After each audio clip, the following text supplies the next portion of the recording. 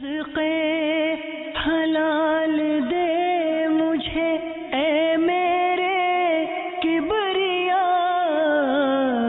دیتا ہوں تجھ کو واسطہ تیرے حبیب کا، دیتا ہوں تجھ کو واسطہ تیرے حبیب کا۔ الحمدللہ رب العالمین والصلاة والسلام علی سید المرسلین، اما بعد فاعوذ باللہ من الشیطان الرجیم، بسم اللہ الرحمن الرحیم۔ الصلاة والسلام علیک یا رسول اللہ، الصلاة والسلام علیک یا حبیب اللہ، الصلاة والسلام علیک یا نبی اللہ، وعلی آلک واصحابک یا نور اللہ۔ میٹھے میٹھے اسلامی بھائیوں، احکام تجارت سلسلے کے ساتھ حاضر ہیں۔ نام سے ہی ظاہر ہے کہ سلسلے کے اندر تجارت سے متعلق، کاروبار سے متعلق احکام یعنی شرعی احکام بیان کیے جاتے ہیں۔ دارالافتاء اہل سنت کے مفتی صاحب ہمارے ساتھ موجود ہوتے ہیں، آپ کی جانب سے پوچھے جانے والے سوالات کے جوابات عطا فرماتے ہیں۔ اس سلسلے میں مختلف مارکیٹوں، مختلف عنوانات سے متعلق بھی سوالات ہوتے ہیں، اور بعض اوقات ہم جنرل سوالات بھی لیتے ہیں کہ کسی بھی موضوع سے متعلق آپ ہمارے سلسلے کے اندر سوال کر کے شرعی رہنمائی حاصل کر سکتے ہیں۔ سوالات کے آغاز سے پہلے درود پاک کی فضیلت سنتے ہیں۔ نبی کریم صلی اللہ تعالی علیہ وآلہ وسلم نے ارشاد فرمایا، جو کوئی شخص مجھ پر ایک مرتبہ درود پاک پڑھتا ہے، اللہ تعالیٰ اس پر 10 مرتبہ رحمت نازل فرماتا ہے۔ صلو علی الحبیب صلی اللہ تعالی علی محمد صلی اللہ تعالی علیہ وآلہ وسلم۔ حضور والدہ ماجدہ کے انتقال ہوا، آج تقریباً 1 ہفتہ ہو چکا ہے۔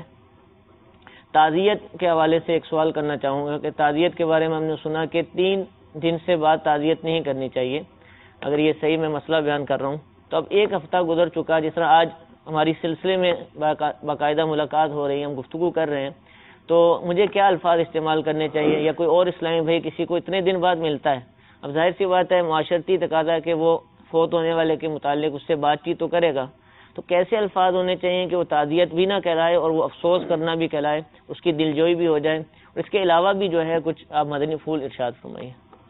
الحمدللہ رب العالمین، والصلاة والسلام علی سید الانبیاء والمرسلین، اما بعد فاعوذ باللہ من الشیطان الرجیم، بسم اللہ الرحمن الرحیم۔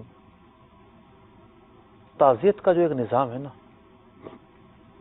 پہلے تو اسے بہت قریب سے دیکھنے کا موقع ملا، یعنی ایک تھیوری ہوتی ہے اور ایک پریکٹیکل ہوتا ہے۔ تو یہ دین اسلام کا اتنا حسین نظام ہے کہ اس میں اس کے بیک گراؤنڈ میں دل جوئی کا عنصر نمایاں ہے، کہ اس سے مقصود ہوتا ہے دل جوئی کرنا، اور حادثے ہوتے ہیں، ظاہر بات ہے یہ بڑے صدمے ہوتے ہیں، کسی کا انتقال کر جانا اور خصوصاً والدہ کا انتقال کر جانا، انسان شوق میں ہوتا ہے، تو اس کو شوق سے کیسے نکالا جائے، صدمے سے کیسے نکالا جائے۔ تو مختلف جب لوگ آتے ہیں، ایک آیا، دوسرا آیا، تیسرا آیا، چوتھا آیا، اب اس کی توجہ بڑھتی ہے۔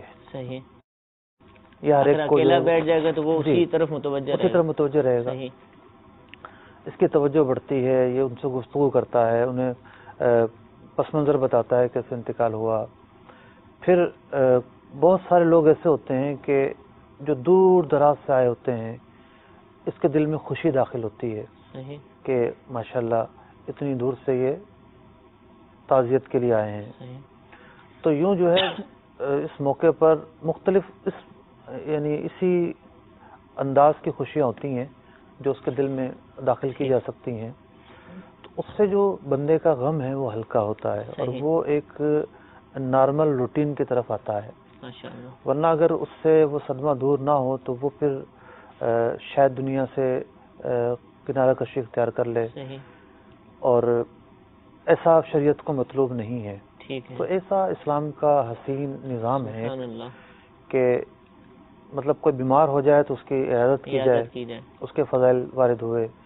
کسی کا انتقال ہو جائے، کسی کے گھر میں انتقال ہو جائے تو لواحقین سے تعزیت کی جائے. پھر جنازہ ہے، پھر جنازے کے ساتھ لوگوں کا جانا ہے. تو یہ اس طرح جو ہے وہ کسی کے غم میں شرکت کرنا گویا کہ اس کے مطلب کہ صدمے کو شیئر کرنا ہے، اس کے غم کو اپنا غم سمجھا جاتا ہے، اور اس طرح جو ہے وہ لواحقین کو راحت پہنچتی ہے. ماشاءاللہ.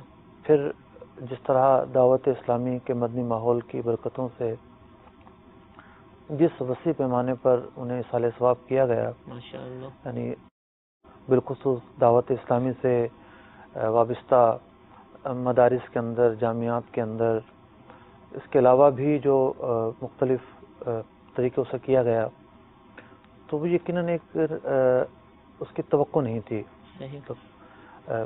عمان میں بھی نہیں تھا کہ مرحومہ کو اتنا بڑا اصالہ ثواب پہنچے گا. تو اس کی وجہ سے بھی نہ صرف میرے دل میں ایک روحانی خوشی محسوس ہوئی، بلکہ میرے جو لواحقین ہیں ان کے دل میں بھی ایک روحانی خوشی محسوس ہوئی ہے. اور یقیناً یہ ان کا ایک اعزاز ہے کہ اس ماحول کی برکت سے جو ایک محبت ہے، خاص طور پر دین کی جو محبت ہے اور علم کی جو محبت ہے لوگوں کے دلوں میں، اس کے تعلق سے انہیں ایک بڑی تعداد میں اصالہ ثواب کیا گیا. اللہ تبارک و تعالیٰ لوگوں کی اعمال کو قبول فرمائے. آپ کا سوال جہاں تک تھا، اصل میں تعزیت جو ہے وہ سوگ کا نام ہے. سوگ یعنی آپ کسی کے ساتھ جا کر اس کے سوگ میں شریک ہوتے ہیں، اور 3 دن سوگ کے ہوتے ہیں. 3 دن کے بعد سوگ نہیں ہے. جیسے ہمارے ہاں ایک معمول ہے کہ جناب ان 3 دنوں میں بھی کھانے کا اہتمام کیا جاتا ہے، دعوت عام ہوتی ہے لوگوں کے لیے، جیسے سوئم پر ہوتی ہے. تو اس سے شریعت مطہرہ نے منع فرمایا ہے، کیونکہ یہ دعوت کا موقع نہیں، اس لیے کہ یہ سوگ کا موقع ہے، اور سوگ کے موقع پر دعوت نہیں ہوتی. تو یہ 3 دن سوگ کے ہیں، اس لیے جو ہے وہ تعزیت کی اہمیت انہی دنوں کے لیے بیان کی گئی ہے، اور یہ بیان کیا گیا کہ 3 دن کے بعد تعزیت نہ کی جائے. لیکن جب کوئی مسلمان مطلب کہ ایک بڑا ہلکا احباب ہوتا ہے، ہر شخص اپروچ نہیں کر سکتا فون کے ذریعے، اور بہت سارے لوگ سمجھدار ہوتے ہیں، وہ فوری طور پر فون بھی نہیں کرتے کہ بندہ ویسے پریشانی میں ہوتا ہے. جیسے وہ جہاں بھی کوئی گیا ہے اور اسے کوئی ملا ہے تو وہ ظاہر بات ہے افسوس تو کرے گا نا. تو افسوس کرنا منع نہیں ہے. ایک ہے چل کے اس کے گھر جانا اور جا کے تعزیت کرنا، یہ ایک باضابطہ تعزیت ہے. کہتے ہیں دعا کرنے جا رہے ہیں. باقی جو دعا ہے، کوئی کسی بھی وقت ملا ہے بیٹھے اور دعا کر دی، تو یہ اس ممنوع کام میں داخل نہیں ہے. اس کی اجازت تو ہوگی. تو اس میں حضور یہ تو ہے نا کہ ایام وفات قریب ہیں. اب جس طرح ہمارے علاقوں میں تو دیکھا ہوگا، شاید آپ بھی معلومات ہوں گی کہ عید آئی، جیسا پہلی عید آئی کہ ان کی والدہ کی آج پہلی عید ہے، تو باقاعدہ لوگ جائیں گے اس گھر کے اندر، اور وہ لوگ بھی کپڑے نہیں سلوائیں گے، خوشیاں نہیں منائیں گے، اور دوسرے لوگ بھی ان کے گھر جا رہے ہیں کہ آج پہلی عید ہے انتقال کی، تو جا کر دعا کر آتے ہیں. تو کیا یہ بھی تعزیت کہلائے گی، اصالہ ثواب کہلائے گا؟ یہ تعزیت ہی کہلائے گی. ٹھیک ہے. اور سوگ 3 دن ہے. 3 دن کے بعد جو ہے وہ زندگی کو معمول پر لانا ضروری ہے. اور جو بھی سوگ کی وجہ سے جن چیزوں سے بچا جاتا ہے ان چیزوں سے نہیں بچا جائے گا، سوائے یہ کہ جو بیوہ ہے اس کا سوگ 4 مہینے 10 دن ہے. اس کا سوگ لمبا ہے، وہ عدت گزارے گی، اور وہ سوگ کے اس کے احکام ہیں. لیکن جو بقیہ لوگ ہیں وہ پہلے عید پر نئے کپڑے نہ سلائیں یہ سمجھ کے کہ جی ہمارے یہاں تو فتوی ہوئی تھی کچھ ایام پہلے یا کچھ ماہ پہلے، تو یہ کرنا ان کا غیر شرعی عمل ہے. شریعت مطہرہ اس کی اجازت نہیں دیتی. ماشاء اللہ. اللہ تعالیٰ مفتی صاحب کی والدہ کو غریق رحمت فرمائے، آپ کے درجات کو مزید بلند فرمائے. حضور موضوع سے متعلق، تجارت سے متعلق سوالات کی طرف بڑھتے ہیں. پچھلے 2 ہفتے ہم نے فرنیچر مارکیٹ سے متعلق سوالات اپنے سلسلے میں شامل کیے تھے. اسی سے متعلق اور بھی بہت ساری باتیں ہیں. حضور 2 طرح سے فرنیچر بنایا جاتا ہے عموماً. ایک تو ہوتا ہے خالص لکڑی کا، اور وہ تو اب بہت کم ہو گیا، صوفہ وغیرہ بن جائے گا یا کچھ حصہ لکڑی کا استعمال ہوگا. اور کچھ فرنیچر جیسے الماریاں وغیرہ ہیں، شوکیس وغیرہ، اس طرح کی چیزیں، وارڈروب، شیٹس کے ساتھ بنتی ہیں، مصنوعی طور پر لکڑی کو تیار کیا جاتا ہے، یعنی لکڑی کا ہی اس کے اندر مٹیریل ہوتا ہے، لیکن وہ لکڑی کے تختے بنائے. بہت سارے آئٹم آ گئے نا جی اس میں، تو بہت آئٹم آ گئے. ٹھیک ہے. تو اب حضور تیار ہونے کے بعد تو اب بعض دفعہ پالش کرنی پڑتی ہے، بعض دفعہ فارمیکا ٹائپ کی چیز لگی ہوتی ہے، تو وہ بہت ساری چیزیں جن میں پالش نہیں ہوتی ہے، پالش کرنی پڑتی ہے. فارمیکے والی میں تو پتہ ہے کہ یہ فلاں شیٹ ہے، فلاں نسل سے تعلق رکھتی ہے، لیکن جو فارمیکے سے ہٹ کر جو شیٹس ہیں جن میں پالش کرنی پڑتی ہے اور پنجاب میں عموماً یہ استعمال کی جاتی ہیں، ان میں فرق محسوس نہیں ہوتا. ایک کو چپ بورڈ کہتے ہیں، ایک کو ون بورڈ کہتے ہیں. تو اب ون بورڈ اچھی نسل کی ہوتی ہے، چپ بورڈ جو ہے وہ کمزور نسل کی ہوتی ہے. پالش کے بعد جو ہے اگر اچھا کاریگر ہے تو وہ دونوں کو ایک کر دیتا ہے. تو عموماً جو استعمال ہوتا ہے اس کی بجائے وہ دوسری استعمال کر دی جائے چپ بورڈ. پالش میں جو اس کی فنیشنگ میں وہی چیز دکھا دی جائے جو عام طور پر ہوتی ہے. کیا یہ طریقہ صحیح ہوگا؟ اصل میں کچھ چیزیں دین اسلام کی اتنی واضح ہیں، کچھ اصول ہیں کہ پوری کی پوری تجارت کو جو محیط ہے، اور تجارت کا شاید ہی کوئی گوشہ ہو، مطلب کیا فرنیچر مارکیٹ، تو کیا سونار مارکیٹ، تو کیا کوئی اور مارکیٹ. جیسے ایک اصول ہے دھوکہ نہ دینا. ٹھیک ہے. تو اب کوئی شخص اگر چھپائے گا تو کس مقصد کے لیے چھپائے گا؟ ٹھیک ہے. یا تو یہ ہے کہ وہ ایسی پالش اس لیے کرے گا اچھی کہ اس چیز میں خوبصورتی پیدا ہو، نکھار پیدا ہو، یا اس کا یہ مقصد ہوگا کہ اس کی جو ہے وہ شکل و صورت بدل جائے اور اسے دوسری چیز کہہ کر بیچا جا سکے. ٹھیک ہے. جیسا کہ بہت سارے لوگ جو ہیں وہ کھوپرے کے اندر آٹا ملا دیتے ہیں، کھوپرے میں آٹا، کھوپرا بیچتے پسے ہوئے کھوپرے میں اچھا آٹا ملا ٹھیک دیتے ہے. ہیں، برادے کو رنگ چڑھا کر پتی میں ڈال دیتے ہیں. ٹھیک ہے. بہت سارے اس طرح کے کام کرتے ہیں. تو ان لوگوں کا مقصود ہے دھوکہ دینا. ٹھیک ہے. تو اب جو دھوکہ ہے یہ ایک ایسا وصف ہے، یعنی ایک ایسا رذیل اور گھٹیا کام ہے کہ شریعت مطہرہ کی تعلیمات یہ کہتی ہیں کسی کافر کو بھی دھوکہ دینا جائز نہیں ہے. کافر کو بھی دھوکہ نہیں دے سکتے. جی ہاں. تو اب اگر ان کا مقصود دھوکہ دینا ہے تو یقینی طور پر یہ گناہ گار ہیں، اور اس بنا پر اگر مہنگا بیچ رہے ہیں تو وہ جو ڈفرینس ہے وہ بھی مال حلال نہیں کہلائے گا. ٹھیک ہے. لیکن اگر ان کا مقصود یہ ہے کہ ہم تو چیز کو خوبصورت سے خوبصورت بنانا چاہتے ہیں، صحیح. اور گاہک اگر ہم سے پوچھے گا کہ یہ کیا مٹیریل ہے تو جو اس کا نام ہے ہم وہی بتائیں گے. ٹھیک ہے. تو ظاہر بات ہے دھوکہ نہیں ہے. ٹھیک ہے. تو اب یہ دونوں پہلو بیان ہو گئے. ان دونوں پہلوؤں کے مطابق انما الاعمال بالنیات. ٹھیک ہے. اور اگر وہ اچھی نیت ہے اور فائدہ بھی ہے گاہک کا، پھر وہ چیز استعمال کر سکتے ہیں. لیکن بہتر یہ نہیں ہوگا کہ ہم بتا دیں کہ ہم نے یہ والی چیز لگائی، کیونکہ بتانا تو چیزوں کا معلومات مشکل ہوتی ہے. بتانا تو مست ہے نا. اچھا. اگر کوئی بتانے میں ہچکچاہٹ کا مظاہرہ کر رہا ہے ٹھیک ہے. تو اس کا مطلب اس کا دل میں چور ہے. صحیح. اور یہ اس سے جو ہے وہ کرنا چاہتا ہے، دھوکہ دینا چاہتا ہے. ٹھیک ہے. تو حضور بعض دفعہ پرانا فرنیچر ہوتا ہے اور وہ پورا تو قابل استعمال نہیں ہوتا، اس کے کچھ اجزاء جو ہیں وہ قابل استعمال ہوتے ہیں، جیسے اس کی پھول وغیرہ اس طرح کی چیزیں. تو وہ نئے فرنیچر کے اندر استعمال کر کے اس کو نئے کے ساتھ ہی بیچ دیا جائے، کیا اس کی اجازت ہوگی؟ یعنی اس کسی نے نیا ڈیزائن پسند کیا، اس میں وہی چیز لگتی ہے جو پرانے میں لگتی ہے، تو ایسا بھی ہوتا ہے؟ میں نے عرض کیا نا، کچھ اصول ایسے ہیں کہ جو بالکل ایک جنرل اصول ہیں اور تمام شعبوں کو وہ محیط ہوتے ہیں. ایک اصول اس میں سے یہ ہے کہ تاجروں کے عرف میں، یعنی شعبہ تجارت سے جو لوگ وابستہ ہیں ان لوگوں میں اگر کسی ایکٹیویٹی کی وجہ سے، کسی تبدیلی کی وجہ سے چیز کی قیمت کم ہو جاتی ہے، ٹھیک ہے، تو وہ اس چیز کے اندر عیب مانا جاتا ہے. جیسے آپ نے دیکھا ہوگا کہ موبائل ہے، جی جی، موبائل کو آپ کھول کے بھی نہ دیکھیں، اسٹارٹ بھی نہ کریں، اس کا ڈبہ کھول لیں، جی جی، تو ڈبہ کھولنے سے اس کی قیمت گر جائے گی. صحیح. نئی گاڑی ہے، ایک مرتبہ شو روم سے نکلوا لیں، شو روم سے نکلوانے کے بعد اس گاڑی کی جو قیمت ہے وہ کم ہو جائے گی اگرچہ کہ نہ چلی ہو. تو بہت ساری چیزیں ایسی ہوتی ہیں جو شعبہ تجارت کے اندر عیب شمار کی جاتی ہیں، اور عیب کا پتہ کب چلتا ہے کہ جب اس کسی چیز کی قیمت کسی ایکٹیویٹی کی وجہ سے کم ہو جائے، تو وہ اس میں ایک عیب کہلاتا ہے.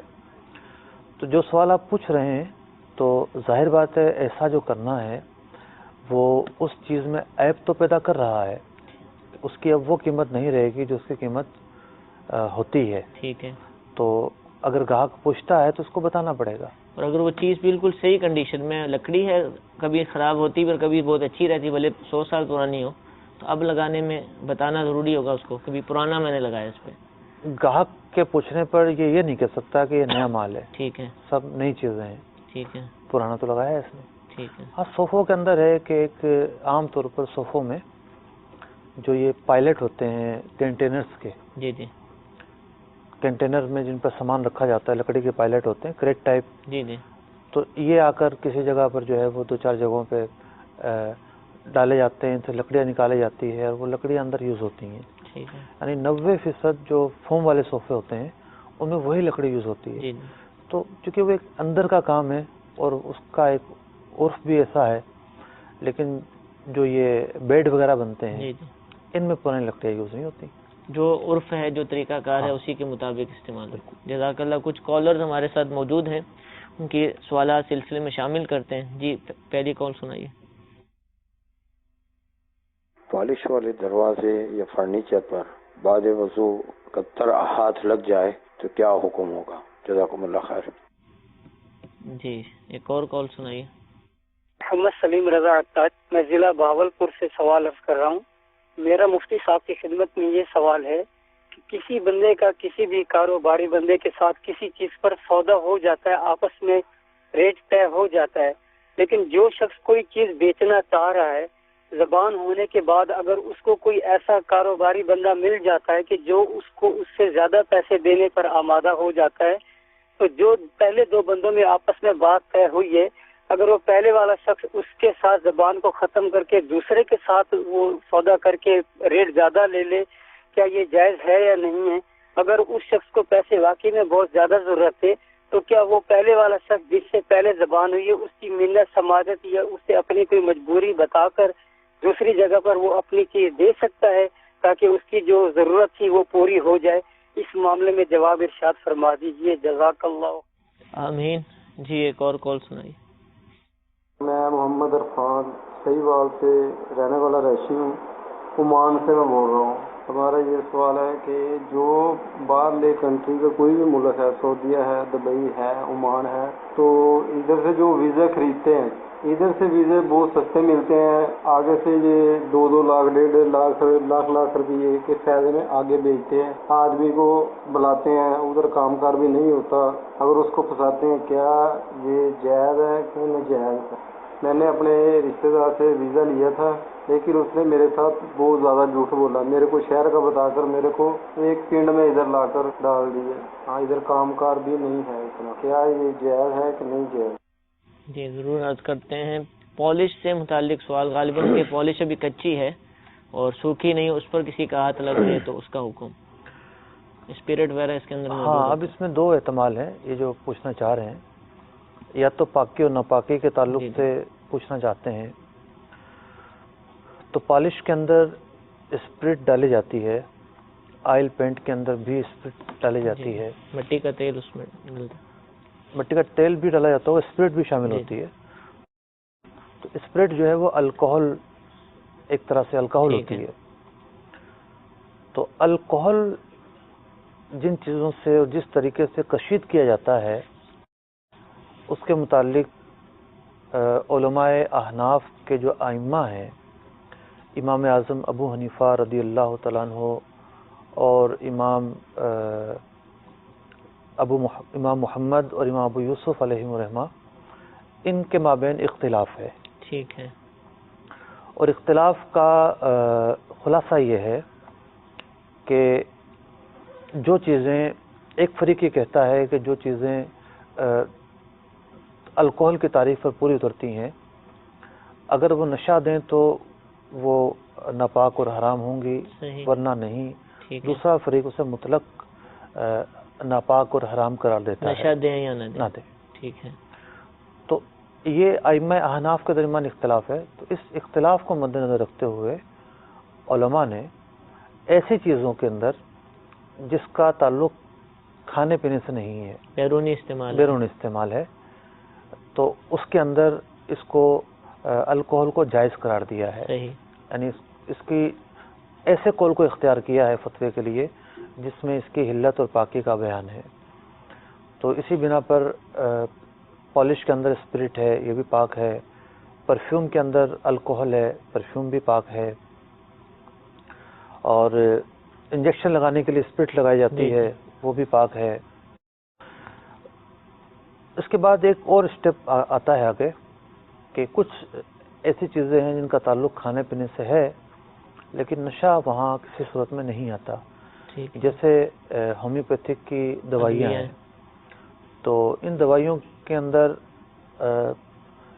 ان دوائیوں کی حفاظت کے لیے الکوہل لازمی عنصر ہے، ٹھیک ہے، لیکن اس سے نشہ کبھی بھی نہیں آتا. صحیح، وہ بہت قلیل مقدار میں ہوتا ہے. تو ان کی بھی حلت کا حکم دیا گیا ہے. لیکن اس کے علاوہ جو الکوہل ہے جو نشے کے لیے استعمال ہوتا ہے وہ بلا شبہ ناپاک ہے اور اس کا پینا حرام ہے. حضور آپ نے ہومیوپیتھک کہا تو یہ اسی کا ساتھ ہے کہ ایلوپیتھک میں بھی یہ چلے گا؟ ایلوپیتھک میں بھی جہاں ایسے آئٹمز ہیں جہاں نشہ نہیں آتا ٹھیک ہے، تو اس کی اجازت بھی دی جائے گی. ٹھیک ہے، ضرورتاً جو ڈالی گی اس کی اجازت دی جائے گی. یا دوسرا ان کا پہلو یہ ہو سکتا ہے کہ کسی کے جو نا وہ کاریگر نے پینٹ کیا جی جی اور وہ چھوٹ کر اس کے اعضاء پر لگ گیا اور وضو کا مسئلہ ہے جی جی تو اسے چھڑانا پڑے گا، ٹھیک ہے، کیونکہ وہ ظاہر بات ہے وہ تو ہے نہیں، ویسے بھی کاریگر تو ہے نہیں، گھر والا تو کاریگر نہیں ہے، تو اسے چھڑانا لازمی ہوگا. اور بعد میں بھی نظر آئے اور ہے نا مسئلہ کہ سب چیزیں کر لیں اور بعد میں نظر آیا اور پھر دیکھا کہ لگا رہ گیا، تو یہ حکم اس کے ساتھ نہیں ہے.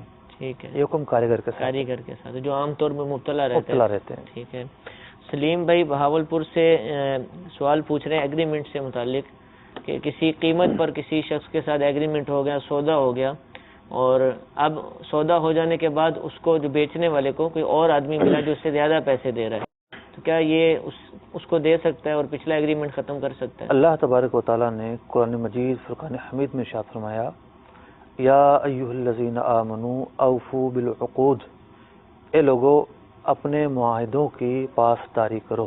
سبحان اللہ. تو اتنے واضح انداز میں رب کریم عز و جل نے جو معاہدہ ہے، ایگریمنٹ ہے، اس کی پاسداری کا حکم دیا ہے. تو لازمی ہے کہ جو معاہدہ ہو جائے اس کے بعد باہم رضامندی کے بغیر ایک طرفہ فسخ نہیں کر سکتے، ٹھیک ہے، ایک طرفہ نہیں توڑ سکتے. ایک نظام ہے، صحیح، ایک نظام ہے اور اس نظام کو سمجھنے کی ضرورت ہے. پہ نظام یہ ہے کہ جب بھی کوئی سودا ہوتا ہے، مال کا سودا جس میں خریداری مکمل ہو جاتی ہے تو انتقال ملکیت ہو جاتا ہے. ٹھیک ہے، خریدنے والا مال کا مالک ہو جاتا ہے، بیچنے والا پیسوں کا مستحق ہو جاتا ہے.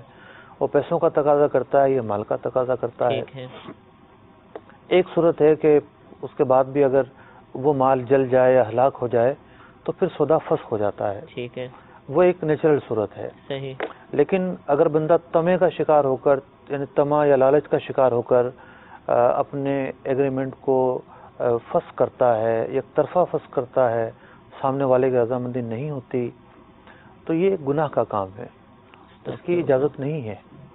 اور اگر اس طرح شروع ہو جائے کل اس کے ساتھ بھی یہی ہوگا. ٹھیک ہے، تو یہ جو طریقہ کار ہے یہ انتشار پر مبنی ہے. ٹھیک ہے، اور انتشار پر مبنی طریقہ کیسے جائز ہو سکتا ہے؟ صحیح. تو یہ دوسرا اس میں پہلو یہ ذکر کرے کہ خود اس سے بات کی جائے کہ مجھے ضرورت ہے اور وہ دوسرا آدمی زیادہ پیسے دے رہا ہے، آپ ایگریمنٹ ختم کر دیں، تو یہ تو اجازت کے ساتھ تو ٹھیک ہوگا. ایک صورت یہ تھی کہ خود اپنی مرضی سے بیچ دیا. دیکھیں یہ تھوک کے چاٹنے والی بات ہے. صحیح، جب ایک سودا ہو گیا تو اب مارکیٹ دیکھنی چاہیے تھی نا ٹھیک ہے، پہلے مارکیٹ دیکھنی چاہیے تھی. اس نے اپنی رضامندی خوشی کے ساتھ اس کی آفر کو قبول کرتے ہوئے سودا کیا ہے، ٹھیک ہے، تو اب دوسرے کے پاس جانا تو اپنے آپ کو شرمندگی پر پیش کرنا ہے. صحیح، تو اس طرح تو نہیں جانا چاہیے. ٹھیک ہے. اور اگر وہ بالفرض کوئی صورت بنتی اور اجازت ہاں بعض مل جائے، اوقات یہ ہوتا ہے کہ سامنے والا راضی ہو جاتا ہے کہ ٹھیک ہے ہے، یار کوئی مسئلہ نہیں ہے، مجھے تو مال مل جائے گا کہیں اور ٹھیک سے، ہے، یا میرے پاس مال موجود ہے تم بیچ دو. صحیح، تو ہم نے یہ جو گفتگو کی ہے اس میں بار بار یہی لفظ استعمال کیا ہے کہ بغیر اس دوسرے کی رضامندی کے. ٹھیک ہے، تو اگر وہ راضی ہے اور سودا فسخ ہو جاتا ہے باہم خوشی کے ساتھ تو ٹھیک ہے، یہ آزاد ہے، جہاں مرضی بیچے. ٹھیک ہے، جزاک اللہ. عرفان بھائی ساہیوال سے تعلق ہے لیکن عمان سے انہوں نے ہمیں کال کی ہے کہ بیرون ملک جو لوگ جاتے ہیں وہ وہاں کی کمپنیوں سے سستے ویزے خرید لیتے ہیں کم قیمت میں، اور پھر اپنے ملک میں وہ لوگوں کو، رشتہ داروں کو، جاننے والوں کو مہنگے داموں میں بیچتے ہیں، اور وہ ویزے بھیج کر ان کو بلا بھی لیتے ہیں لیکن کام کاج نہیں ہوتا. تو ایسی صورت کیا درست ہے یہ؟ دیکھیے ہمارے ملک کا ایک بڑا حصہ، یعنی لاکھوں کی تعداد میں لوگ بیرون ممالک گئے ہوئے ہیں، اور بالخصوص جو عرب ممالک ہیں وہاں ویزوں کا ایک بالکل مختلف نظام ہے دیگر ممالک کے مقابلے میں. تو ہمارے لوگ باہر جانے کی دھن میں حلال حرام، جائز ناجائز، یہ باتیں بھول جاتے ہیں. صحیح. آپ دیکھیں کہ جو لوگ یورپ جاتے ہیں غیر قانونی طور پر، وہ ایران کے ذریعے اور ترکی کے ذریعے اور یونان میں داخل ہوتے ہیں، اسپین میں داخل ہوتے ہیں. ٹھیک ہے. اس میں سے کتنے لوگ تو مر جاتے ہیں راستے میں، کنٹینرز میں ان کو بند کر مر جاتے ہیں کنٹینر میں، جو ہے وہ ان کا دم گھٹ جاتا ہے. 3-4 سال پہلے واقعہ ہوا تھا، شاید کوئٹہ میں ہوا تھا، کنٹینر میں دم گھٹنے کی وجہ سے درجنوں لوگ وہیں انتقال کر گئے تھے. تو اب کیا انہیں خطرات نظر نہیں آ رہے کہ ہم باہر جا رہے ہیں اور اس رسک پر جا رہے ہیں؟ پیسہ تو وہ بھی خرچ کرتے ہیں. تو وہ جس خطرے اور جس غیر قانونی طریقے سے جاتے ہیں، شریعت مطہرہ یقینی طور پر اس انداز کو ناجائز اور غیر شرعی قرار دے گی. صحیح. جو کہ غیر قانونی ایک تو غیر قانونی ہے، ٹھیک ہے، غیر قانونی ہے، اور پھر اپنے آپ کو خطرے پر پیش کرنا ہے، جان کے مسائل ہیں. ٹھیک ہے. تو ابھی اس وقت بھی جو ہے وہ شاید ہی کوئی دن گزرتا ہو کہ جس اخبار میں یہ خبر نہ آتی ہو، خاص طور پر جو شام کے پناہ گزین ہیں، ملک شام، سیریا کے پناہ گزین، وہ کشتیوں کے ذریعے ترکی کے راستے یورپ داخل ہونے کی کوشش کر رہے ہیں. صحیح.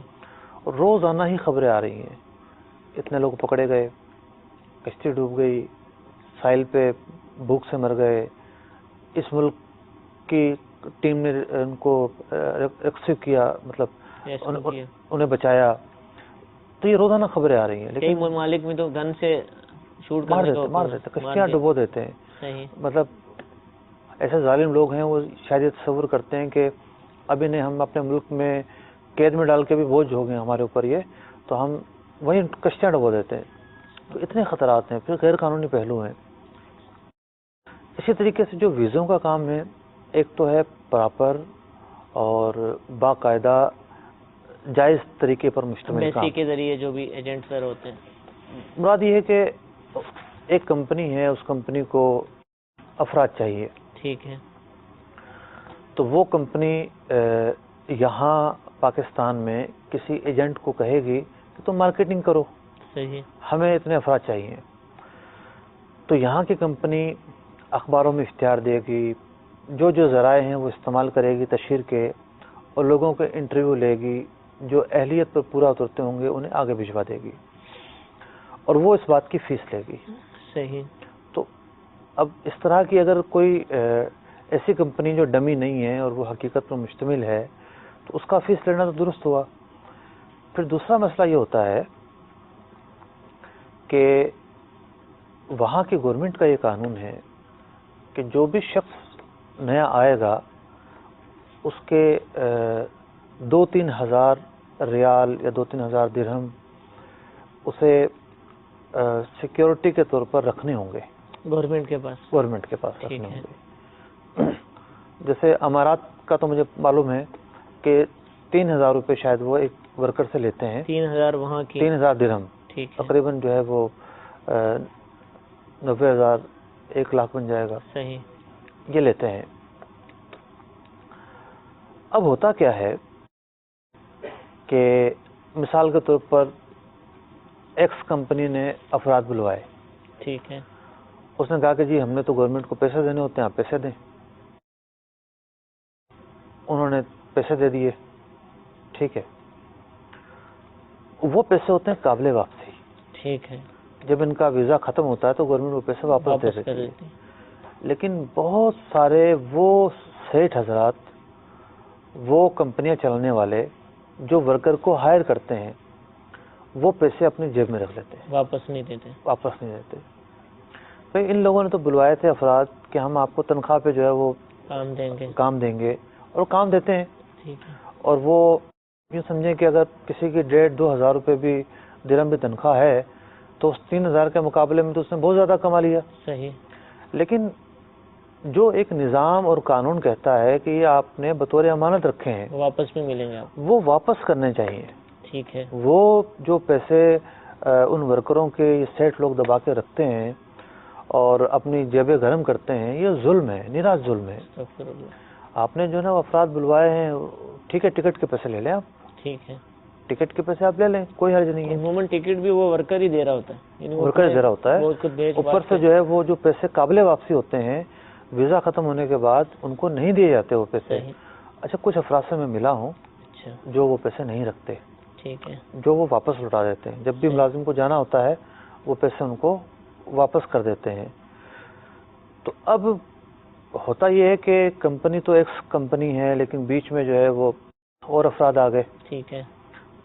انہیں پتہ ہے کہ جناب اس کمپنی میں جگہ ہے، تو وہ بروکر کے طور پر مہنگا ویزا بیچتے ہیں. ٹھیک ہے. تو اس میں بھی ممکن ہے بہت سارے ظلم کے اور زیادتی کے اور گناہ کے پہلو شامل ہوں. غیر قانونی بھی ہو سکتا ہے شاید. ہو سکتا ہے ایسا ہو، اور ہو سکتا ہے کہ کوئی ایسی چیز نہ ہو. سب کچھ جو ہے وہ ایک معاہدے کے تحت ہو، اور وہ معاہدہ جو بروکری اور کمیشن کے شرعی تقاضوں پر پورا اترتا ہے اس کے تحت ہو. ٹھیک ہے. تو یوں اس مسئلے کے دو رخ ہیں. ایک رخ پر ہم نے کلام کیا، دوسرا رخ بھی ممکن ہے. ٹھیک ہے. تو بہرحال سوچ سمجھ کے جانا چاہیے. اب جس طرح یہ اصل ہے فیصلہ. عرفان بھائی کہہ رہے ہیں کہ بلا لیا اور یہاں کام نہیں، تو اس سے لگتا ہے کہ شاید بلاتے وقت یہ کہتا ہوگا کہ آ جاؤ ہم کام بھی دلوائیں گے، اور اس طرح یہ ایک تیسرا رخ ہے. ٹھیک ہے. وہ یہ ہے کہ جی ویزا تو ملک کے اندر داخل ہونے کے لیے ضروری ہے نا. صحیح. تو وہاں کے جو مقامی لوگ ہیں، وہاں کے جو وطنی ہیں، تو ان کا یہ کاروبار ہے. کہتے ہیں ٹھیک ہے ویزا لے لو، کام ہم کوئی نہیں دیں گے، ویزا لے لو، تنخواہ کوئی نہیں دیں گے، ہمیں بھی اتنے پیسے دے دو. صحیح. اگر گورنمنٹ کی فیس 3,000 روپے ہے، وہ ان سے 10,000 روپے لیتے ہیں، فالتو لیں گے. کیونکہ ان کا تو یہ کام ہے، ان کا یہ بزنس انہوں نے بنا لیا ہے، ایک ناجائز بزنس ہے. اور ان ملکوں کی گورنمنٹ بھی میری معلومات کے مطابق اس کی بیچ کنی کرتی ہے، پکڑ دکڑ بھی کرتی ہے. بعض ملکوں میں ایسے قانون اب آئے ہیں پچھلے 1-2 سال سے کہ اگر کوئی ویزے والا شخص ایسی جگہ کام کرتا ہوا پایا گیا جس کے نام پر اس کا ویزا نہیں ہے، جس نے بلوایا تھا اس کے برعکس اس کے پاس نہیں پایا گیا وہ، ٹھیک ہے، تو جس نے وہ ویزا جاری کیا ہے اس کو بھی پکڑا جائے گا اور اس کو بھی پکڑا جائے گا جو کام کر رہا ہے.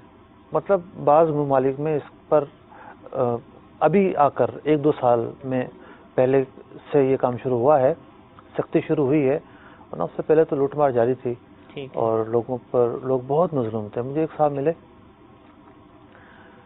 کہنے لگے کہ میں نے ان سے کہا یار آپ اتنے اچھے عربی کیسے بول رہے ہیں، بہت شاندار عربی. اور وہ جو مقامی عربی ہوتی ہے، عامی عربی اسے کہتے ہیں، یہ جو کتابوں کی عربی اس سے ہٹ کر وہ عربی ہوتی ہے. انہوں نے جامعہ میں 3-4 درجے پڑھے ہوئے تھے تو پک کرنا ان کے لیے زیادہ آسان تھا، لیکن جس مطلب شاندار طریقے سے وہ عربی بول رہے تھے مجھے بڑا حیران کیا. مقامی عربی اور ان کے کلچر کے مطابق گفتگو کرنا قدر مشکل ہوتا ہے. کہنے لگے جب میں آیا یہاں پر تو میرے ساتھ دھوکا ہوا اور مجھے لے جا کے جنگل میں جو بدو لوگ ہوتے ہیں ان کے ساتھ باندھ دیا. میں ان کے پٹھے جو ہے وہ کاٹتا تھا، ان کے جانور جو ہے وہ چارہ کاٹتا تھا، جانور جو ہے ان کو سنبھالتا تھا، کھیتی باڑی کرتا تھا. نہ مجھے نکلنے دیتے تھے وہاں سے نہ کچھ اور. ویزا کس بات کا تھا، لیکن پھنسا مجھے کہاں دیا. تو ہوش کی ضرورت ہے. پیسوں کی چمک کے اندر جو ہے وہ جذباتی فیصلے نہیں کرنے چاہیے. ایک دنیا کے طور پر بھی جو فائدہ اور نقصان ہے اسے مد نظر رکھنا چاہیے، اور شرعی اعتبار سے جو حلال و حرام ہے اسے بھی اپنے سامنے رکھ کر پھر فیصلے کرنے چاہیے. جزاک اللہ. جی مزید کال سلسلے میں شامل کرتے ہیں. جی سنائیے کال. سوال میرا یہ تھا کہ اس طرح تجارت کے دوران آج کل 1-2 روپے کے حساب کو تصور نہیں کیا جا رہا. جیسے کسی کو اگر 1000 2 روپے دینے ہیں تو 2 روپے جس کو دو پھینک دیتا ہے، اور نہیں آ رہے رکھ لے. تو اس کے متعلق مجھے معلوم کرنا تھا. جیسے میرا بھی کام ہے، مطلب صحیح ہے، چھوٹا بھی نہیں ہے نہ بڑا درمیانے لیول کا ہے. جیسے اگر 10,000 2 روپے بنتا ہے، اسے 2 روپے دو تو وہ چھوڑ دیتا ہے، بولتا نہیں اس کو رکھو. اگر اسے نہ دو تو اس کے متعلق. جی ایک اور کال سنائیے. کام تجارت میں کوئی سوال پوچھنا تھا. سوال یہ ہے کہ میری گارمنٹس کی دکان ہے، تو اس میں یونیفارم بھی رکھا ہوا ہے. تو یونیفارم پرائیویٹ اسکول والوں نے سب نے علیحدہ علیحدہ رکھا ہوا ہے. ایک اسکول والوں نے کہا ہے کہ آپ کو ہم آرڈر دیتے ہیں یہ کہ ہمارا یونیفارم آپ رکھیں، لیکن وہ یہ کہتے ہیں کہ ہم کس حساب سے ہمارے ساتھ کام کریں گے. تو پوچھنا یہ چاہتا ہوں کہ کوئی جو جائز طریقہ ہے وہ مجھے بتا دیا جائے تاکہ میں کوئی ایسا میرے سے کوئی غلط کام نہ ہو. جی ضرور عرض کریں گے. ایک اور کال سنائیے. جی میں ایک کمپنی میں جاب کرتا ہوں، تو اس میں ہمارا طریقہ کار یہ ہوتا ہے کہ صبح میں ایک ایز اے فورمین کام کرتا ہوں. تو اس میں یہ ہوتا ہے کہ ہم صبح جا کے بندوں کو مطلب ہمارے جو انجینئر وغیرہ ہوتے ہیں ان کی مطلب مشورے سے اپنے جو بندے ہوتے ہیں ان کو مطلب دے دے یہ فلانا کام ہے آپ نے کرنا ہے، اس میں ہم آپ کو اتنا مطلب 1 گھنٹہ 2 گھنٹے ایکسٹرا اوور ٹائم بھی دیں گے. جبکہ وہ اپنا کام جو ہے تقریباً 11 سے 12 بجے تک دن کو ختم کر کے وہ چلے جاتے ہیں، اور اس میں ان کا پورا جو دن ہے ڈیلی ویج کے حساب سے وہ بھی پلس اوور ٹائم بھی ہم ان کو مطلب جو فورمین ہوتا ہے وہ لکھ دیتا ہے. تو اس کے بارے میں جاننا چاہ رہا تھا کہ کیا ایسا کرنا صحیح ہے؟ جی عرض کرتے ہیں. ضرور تجارت کے دوران جو ہے کم رقم کا حساب کتاب نہیں رہتا. 1000 2 روپے 3 روپے تو چھوڑ دیے جاتے ہیں، وہ نہیں دیتا، بعض دفعہ یہ نہیں لیتا. تو یہ کیا دیکھیں 1 روپیہ 2 روپیہ بھی مال ہے. ٹھیک ہے. اور جتنے کا مال خریدا ہے اتنے ہی پیسے دینے پڑیں گے. ٹھیک ہے. وہ پیسے تو اس کے ذمہ باقی ہیں. یا تو یہ کہ اسے اگر ہونا تو چاہیے کہ ریزگاری رکھی جائے. صحیح. اور پھر زمانہ تو کام چیک پر آ گیا ہے. جی جی. مطلب کیش ڈیلیوری بہت کم ہوتی ہے بڑے سودوں کے اندر، پراپر سودوں کے اندر. شہر کے اندر لوکل جو کام ہے وہ کیش بھی ہوتا ہے. ٹھیک ہے. لیکن اس میں بھی ایک بڑی تعداد میں لوگ چیک کا استعمال کرتے ہیں. ٹھیک ہے. وہاں تو پورے دینے ظاہر بات ہے. صحیح. لیکن جہاں ایسا ہے کہ کیش دیا جا رہا ہے اور کیش لیا جا رہا ہے تو ریزگاری کا اہتمام کیا جائے، ریزگاری رکھی جائے. ورنہ جو ہے وہ مالک سے پھر کہہ دیا جائے کہ بھئی یہ حساب بس 1 روپے چھوڑ دو یا 2 روپے چھوڑ دو، بس اتنے میں ہمارا فائنل. یا بعض دفعہ دکاندار کا جیسے 999 لکھا ہوتا ہے تو اب وہ 1 روپیہ واپس نہیں کرتے، 1000 ہی مراد لیتے ہیں. تو یہ ایسی صورتیں نہیں، ایسی مراد تو خود ساختہ ہے، نہیں لی جا سکتی. جتنے کا سودا طے ہوا ہے اتنے کا ہی وہ مانا جائے گا. ٹھیک ہے. 1 روپے کا معاملہ ہے تو وہ بھی دینا پڑے گا، واپس دینا پڑے گا، رکھنا نہیں چاہیے. بالکل.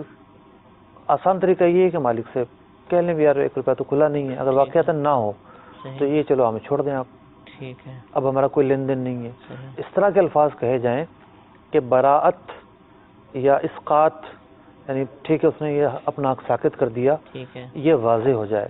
اور یہ اس کے نمائندے سے، اس کے نوکر سے، اس کے جو وکیل سے، ان سے کہنے سے بعض اوقات ناکافی ہوگا. بعض اوقات کافی ہوگا کہ بعض اوقات جو نمائندے ہوتے ہیں وہ اس بات کے بھی مختار ہوتے ہیں. ٹھیک ہے. اور اگر وہ گاہک خود ہی چھوڑ کے چلا جاتا ہے، اب اس کی کوئی بھی وجہ ہو سکتی ہے کہ وہ سمجھ رہا ہے کہ یہ چیز ہے ہی 1000 کی، یا بس ویسے ہی نہیں مانگتا، مروت میں بھی کہتا ہے چلو یار 1 2 روپیہ نہیں ہے کھلے تو چھوڑ دو، کوئی مسئلہ نہیں. ٹھیک ہے، تو کوئی جھگڑا ہی نہیں ہے، اس میں کوئی جھگڑا نہیں ہے. ٹھیک ہے، جزاک اللہ. حضور گارمنٹس کا کام کرتے ہیں، اسکولوں کی وردیاں یونیفارم بھی رکھے ہوتے ہیں مختلف اسکولز کے. تو بعض اسکول والے کہتے ہیں کہ آپ ہمارے اس کا رکھیں، لیکن شرائط لگا دیتے ہیں کہ کچھ شرائط بھی بیان کرتے ہیں. اس طریقے سے کاروبار کرنا اسکول کے ساتھ. وہ جو فرنیچر مارکیٹ کا سلسلہ تھا، جی جی، وہاں پہ گاڑی والا کے سامنے آیا تھا جی جی، کہ کس طریقے سے گاڑی جو ہے وہ جو گاڑی والا فرنیچر اٹھاتا ہے اس سے بھی یہ فرنیچر والے کمیشن لیتے ہیں. جی جی، جو کہ ایک ظلم کا طریقہ کار تھا. یہ مسئلہ بھی وہی ہے تقریباً ٹھیک ہے، کہ جس بندے نے اسکول کے ارد گرد دکان کھولی ہوئی ہے تو اسکول والے اس سے کمیشن لیتے ہیں جی جی اور ممکن ہے اسکول والے ٹرانسپورٹر سے بھی کمیشن لیتے ہوں, گاڑیاں جو لگی ممکن ہے. ٹھیک ہے. لیکن مجھے اتنا پتا ہے کہ کتابوں والوں سے ہی لیتے ہیں. بہت سارے لوگ دارالفتہ میں مسئلہ پوچھنے آئے ہیں. دیکھیں اس مسئلے کی اس کے دو رخ ہیں. ایک تو یہ ہے کہ اسکول والے کہتے ہیں جی ہمارے نام سے کاپی چھاپو. ٹھیک ہے. تو چونکہ ان کا سوال تھا کہ مجھے کوئی راستہ بتائیں. جی جی اسکول والوں کے نام سے یہ کاپی اگر یہ چھاپتے ہیں تو دو صورتیں ہیں. یا تو اسکول والے خود انویسٹ کریں. صحیح. اور یعنی اگر وہ کاپیاں 1000 کاپیاں 1 لاکھ روپے کی چھپتی ہیں تو وہ اس 1 لاکھ کے کیپٹل میں وہ اپنا حصہ ملائیں. ٹھیک ہے. اور دونوں شیئرنگ کریں اور اس ایک جو کاپی ہے ایک جو پروڈکٹ ہے اس میں یہ دونوں پارٹنر ہوں گے. ٹھیک ہے. اس کے نفع نقصان میں یہ دونوں شامل ہوں گے. متعین کر لیں. یہ ایک طریقہ کار ہے جو جائز ایک متبادل حل ہے. صحیح. دوسرا طریقہ یہ ہے کہ یہ کاپیاں چھاپ کے ساری ہی اسکول میں رکھ دیں. ٹھیک ہے. بیچ دیں ان کو. صحیح. مطلب مثال کے طور پر وہ کاپی 1 لاکھ روپے کی اسے پڑی ہے, اس نے 1.25 لاکھ کی بیچ دی. ٹھیک ہے. اسکول والے اس حساب سے بیچیں گے کہ وہ 25-30 ہزار روپے نفع کما لیں گے. ٹھیک ہے.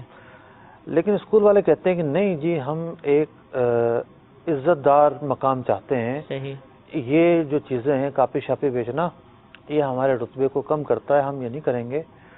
بس تم جو ہے وہ کاپی بیچو پر ہمارا نام ڈال دو, ہم بچوں کو فورس کریں گے وہاں سے لے کہ تم نے کوئی عام کاپی لے کے نہیں آنی, جس پر ہمارا نام لکھا ہوگا وہ لے کر آنی ہے. ٹھیک ہے.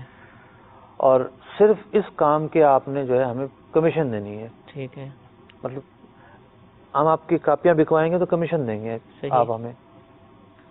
اب یہ جو طریقہ کار ہے یہ ظلم پر مشتمل ہے.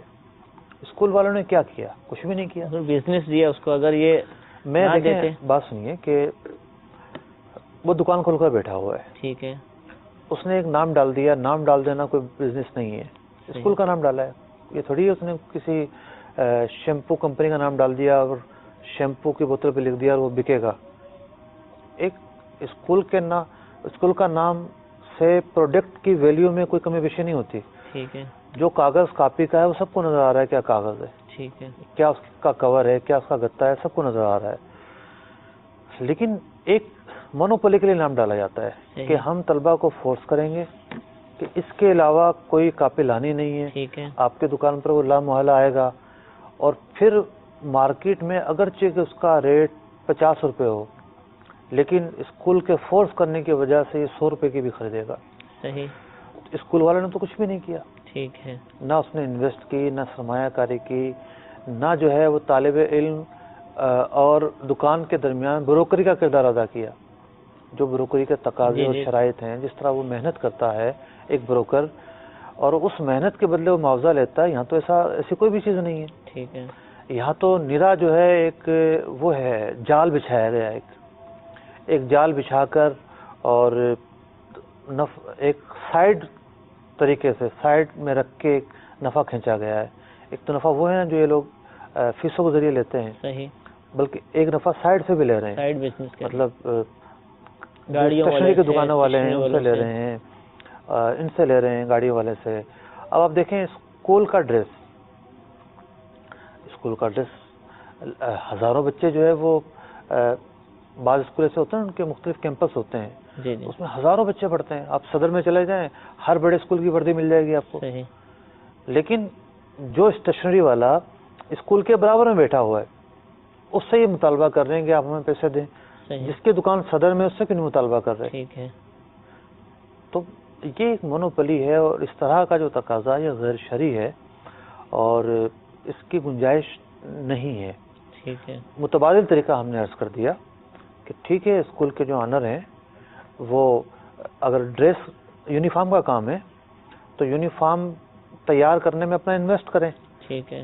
یا تو جو دکاندار ہے وہ صرف محنت کرے, سارا انویسٹ ان کا ہو اور اس کا کام ہے بیچنا, جو نفع ہے نفع اس میں شیئرنگ کی جائے, یا یہ ہے کہ دونوں پیسے ملائیں.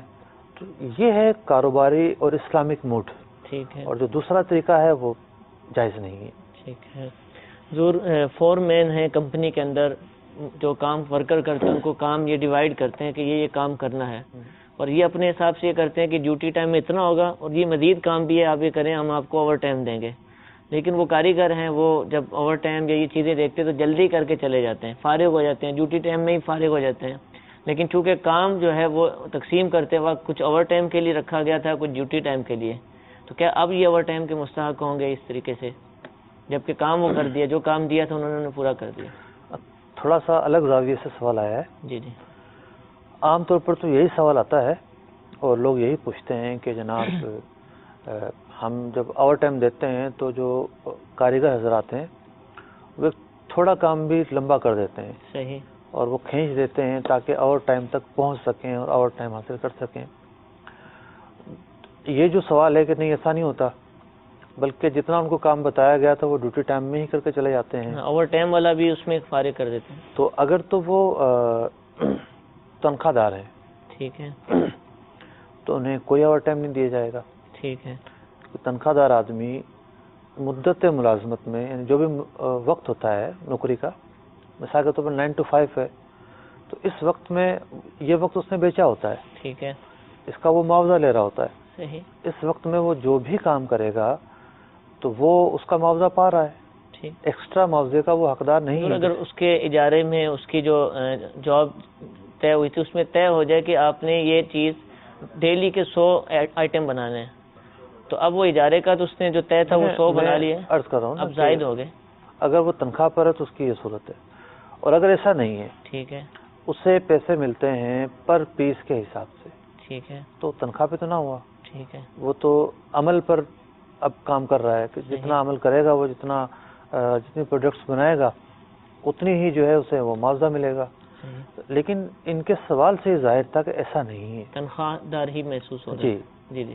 تو اگر کوئی شخص کام اپنے وقت پر ختم کر لیتا ہے، ٹھیک ہے، تو اوور ٹائم لگاتا ہی نہیں ہے، صحیح. تو وہ اوور ٹائم کا حقدار نہیں ہو سکتا. جتنا مرضی کام کر لے وہ تنخواہ کے کا ہی حقدار ہوگا. ظاہر بات تو وہ انسان ہے اور مشین تو ہے نہیں.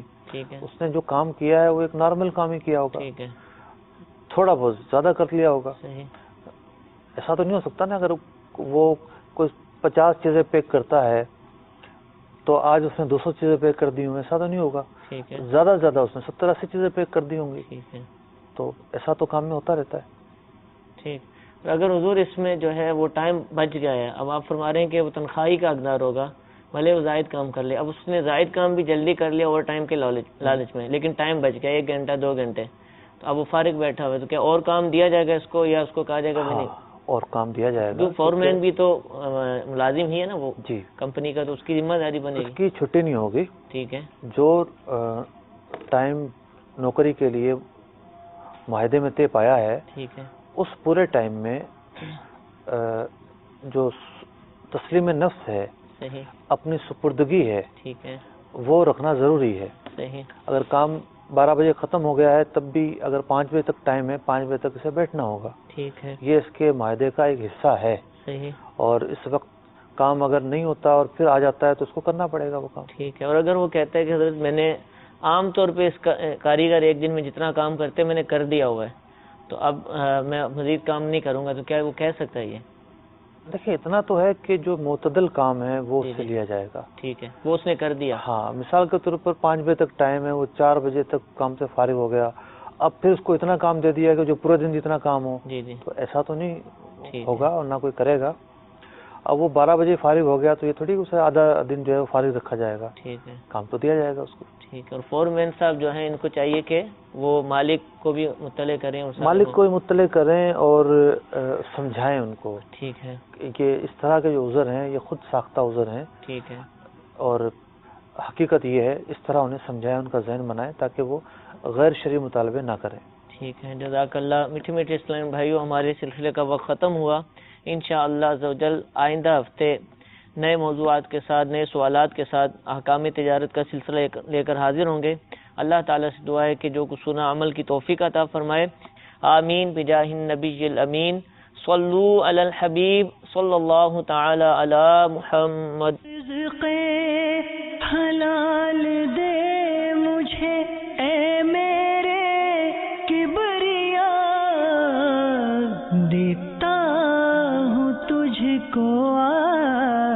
आस्था तेरे हबीब का, देता हूँ तुझको आस्था तेरे हबीब का।